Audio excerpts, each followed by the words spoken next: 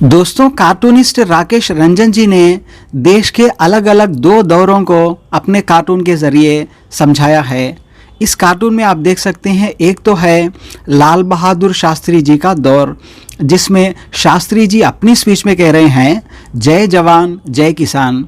और वहीं पर आप देख सकते हैं दोनों ही किसान और जवान अपने अपने काम में निमग्न हैं।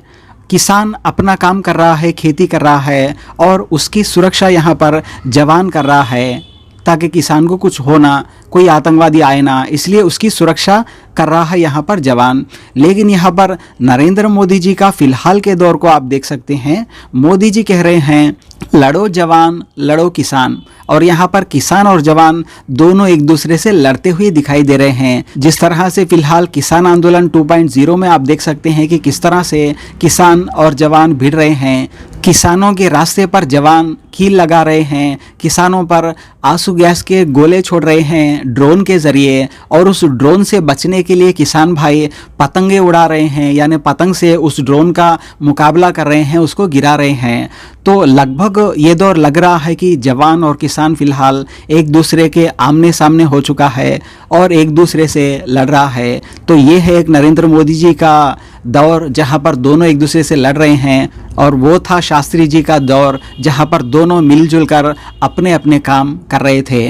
एक तरफ गोदी मीडिया पूरी तरह से सरकार को समर्थन देकर किसानों को विलन बनाने में लगा हुआ है, तो दूसरी तरफ ऐसे कुछ कार्टूनिस्ट हैं जो अभी भी किसानों के समर्थन में कार्टून बना रहे हैं। वैसे आज योगेंद्र यादव जी ने भी सड़क पर उतर के किसानों का समर्थन किया। कांग्रेस पार्टी ने और आज आरजेडी ने भी मिलके एमएसपी की गारंटी का आश्वासन दे दिया है। तो अब चुनौती बीजेपी पे है, क्या बीजेपी भी इसके बराबर मुकाबला करेगी? क्या बीजेपी किसानों को एमएसपी देने की गारंटी नहीं देगी या नहीं देगी? अगर नहीं देती तो बीजेपी एक्सपोज होती है, उसका पर्दाफाश होता है। और किसानों की जो न्यूनतम मांग है, किसान मांग क्या रहे हैं? किसान सिर्फ ये कह रहे हैं कि आप खुद भारत सरकार जिसे न्यूनतम दाम बोलती है वो सब किसानों को दिलवा दीजिए। यहाँ धान का किसान को मिल रहा है 1700, 1650, 1750, और मिलना चाहिए 2180 रुपया। किसान कह रहा है कि मेरे को 2180 दिलवा दीजिए, मुझे दान नहीं चाहिए, मुझे दाम चाहिए फसल का, और गारंटी से चाहिए। तो ये सवाल आज है, और बिहार के किसान इकट्ठे हुए हैं, किसान पंचायत हुई है, और ये सवाल अब देश के फलक के ऊपर आ गया है। एक और सवाल है सर, सिंगो जो शंभू बॉर्डर है वहाँ पर एक किसान की शहादत भी हो गई है आज, बहुत दुख की बात है जी। और सरकार की निष्ठुरता का इससे बुरा क्या प्रमाण होगा, क्योंकि वो किसान आकस्मिक मृत्यु नहीं हुई है। वो जब आंसू गैस के गोले चले थे तब उससे वो घायल हुआ था, और उसके बाद अस्पताल में उसकी मौत हो गई।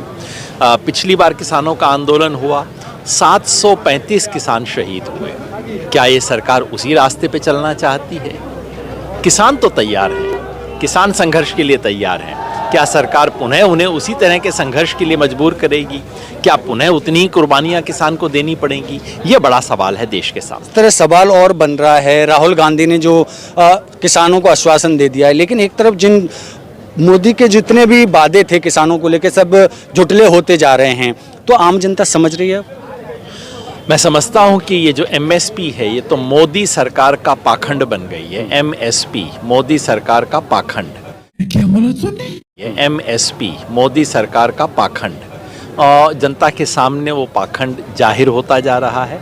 और जो किसान का आक्रोश है वो कहीं ना कहीं अभिव्यक्त होगा, और इस देश में किसान को नज़रअंदाज करके, किसानों के साथ निष्ठुरता बरत के कोई इस देश की गद्दी पे बैठ नहीं सकता। इस तरह क्या बात कर रहे हैं? अरे हाँ भाई हाँ, ये एमएसपी मोदी सरकार का पाखंड। खत्म, bye bye, tata, good bye, गया।